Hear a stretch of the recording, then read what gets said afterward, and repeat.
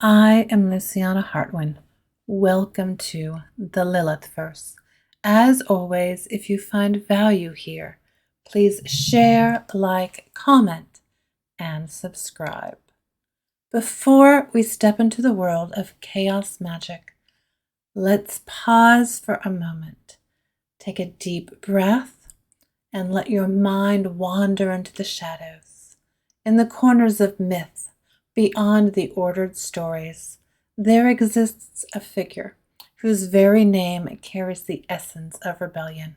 She is the whispered breath of change, the breaking of old rules, the unexpected power that arises from the forgotten places.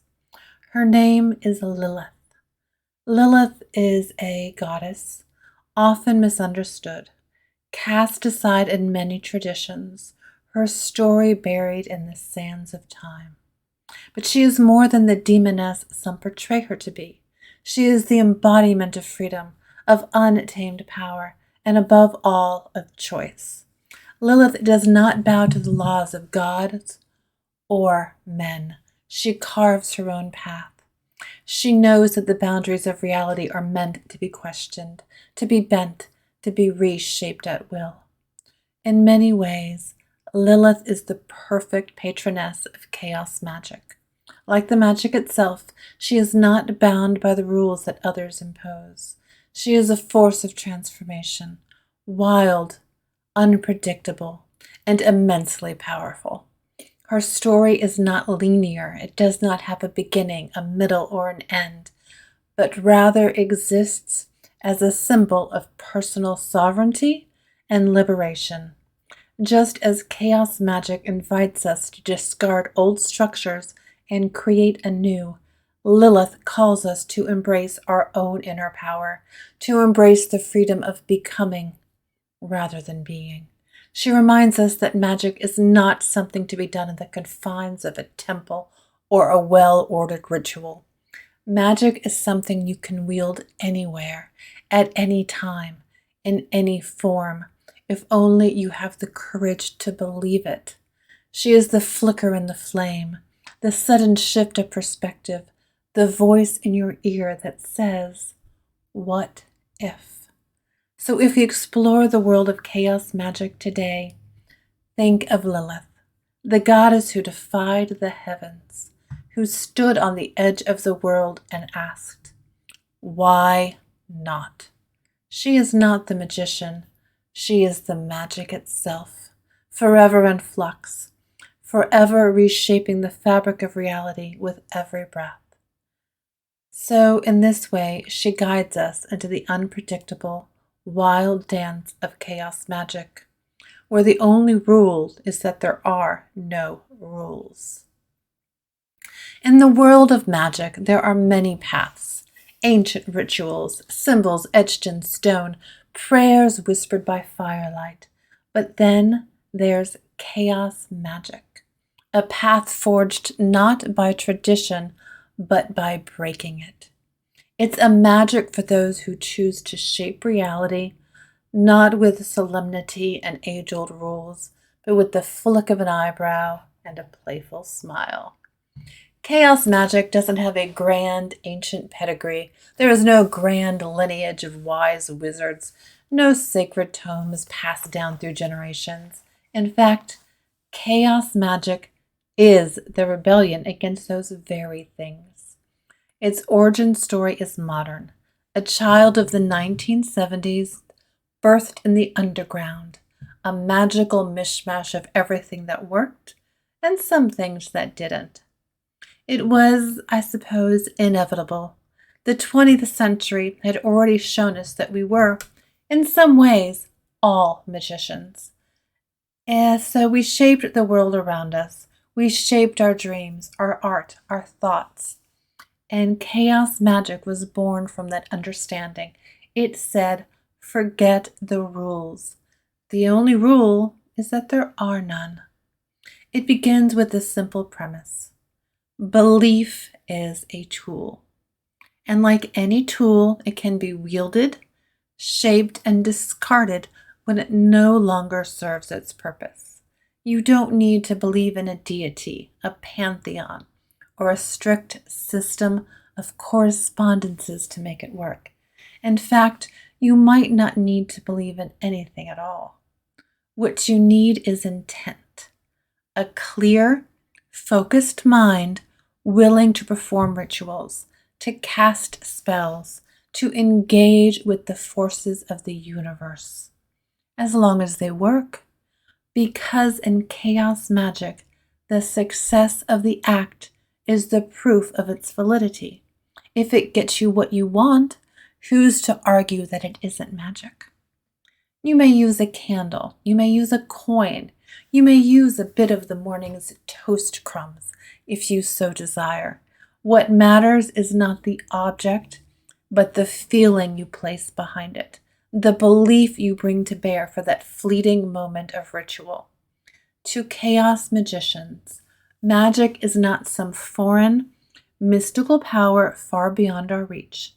It's something you can tap into.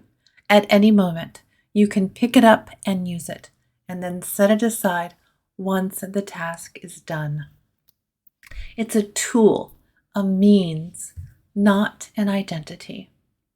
And there's a certain beauty to the simplicity of chaos magic. It removes the necessity of fancy words, grand temples, and meticulous preparation. It's magic you can perform in the middle of a crowded street or on a rainy Tuesday afternoon. You don't need to wear robes. You don't need incense.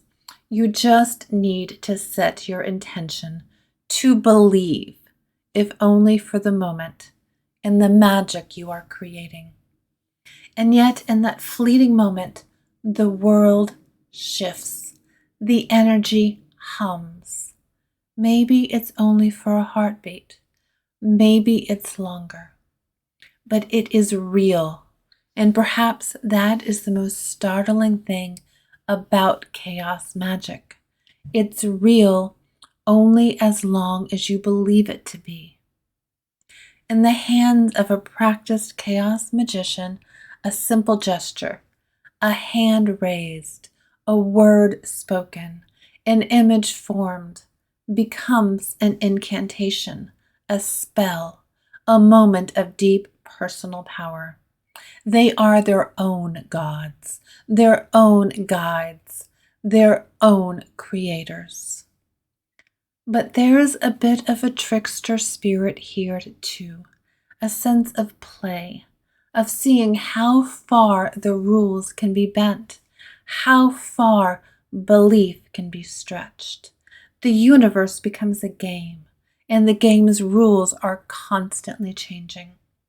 One day you might believe in the power of a specific symbol. The next, that symbol may be discarded in favor of something else. Maybe even an abstract thought, or just the act of doing. Magic, after all, doesn't care about the tools as long as the mind is focused. But with all of this freedom comes a certain responsibility. Chaos magic is not a free pass to do whatever you like without consequences. While you might use magic for personal gain, money, power, success, you must remember that in chaos magic, the universe is not a vending machine. Magic does not just return what you ask. It can often return in unexpected ways. For every spell that works, there is the potential for something else to ripple through the universe, something unintended. And you, the magician, are left to deal with the consequences. So much like a child with a magnifying glass, you must be careful where you direct your focus. That is the paradox of chaos magic. It gives you freedom, yet demands your attention. It asks you to let go of the weight of tradition, but also to take responsibility for your own creations. It challenges you to bend the world, but warns that the world may bend you in return. And in the end, perhaps the greatest lesson chaos magic can offer. Not the mastery of the cosmos, not the conquering of the invisible forces that lie beyond our understanding of reality, but the recognition that we are the ones with the power. It is the belief and then the unbelieving that shifts the world. In that moment, you are the creator and the destroyer of the universe. So when you look at that candle flame, when you stir that cup of tea, when you stand on the edge of your own personal belief system and wonder what magic is real, remember this: the magic was never in the tools. It was in you all along, just waiting to be used. And now the question is, what will you do with it? Okay, I'm going to take a moment just to speak on this topic. As a follower of Lilith, I often look to her to guide me and help me, and even to do some of the work for me. And the payoff is that in exchange, I run this YouTube channel. I have an Instagram, which I need to check in with. I know I've been neglecting it. So there are so many different ways to approach magic and magical workings. Chaos magic is a valid choice, just as more formal rituals are. Really comes down to what works for you. For me, Lilith is the answer. And she may be for you as well. And she can be your goddess, and you can still pursue chaos magic. I will be exploring sigil magic next time. So if you found something here that seems interesting, let's go a little deeper. Now, if you found value here, please share, like, comment, and subscribe. I am Luciana Hartwin. Thank you for joining me today here in the Lilith Verse.